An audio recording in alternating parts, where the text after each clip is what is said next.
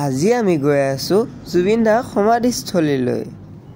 বাইপাছৰ লগতে লাগি থকা এটা ধুনীয়াকে আমাৰ জুবিন দাকো আঁকি থৈ দিছে। এইখিনি জেগাতে 2 বছৰমান আগত জুবিন দাৰ চিলা এলবামটো শ্বুটিং কৰিছিলে। আমি এতিয়া আহি পালো জুবিন দাৰ মেইন সমাধিস্থলীলৈ।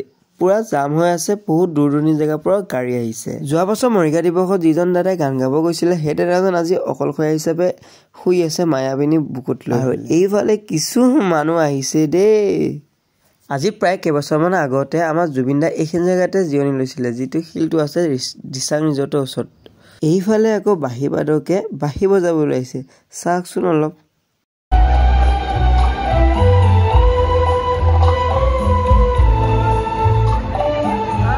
আজি প্ৰায় জুবিন দাৰ 40 দিনেই হ'ল। ভিডিঅ'বিলাক বনাই থৈ দিছিলোঁ কিন্তু আপলোড কৰাহে নাই হোৱা। 40 দিনৰ পিছত ভিডিঅ'বিলাক আপলোড কৰি দিছোঁ। এটা লং ভিডিঅ' বনোৱা হৈছে। লং ভিডিঅ'টো আপোনালোকে চাবগৈ। মোক কমেণ্ট বক্সতে লিংকটো পিন কৰা আছে। ধন্যবাদ।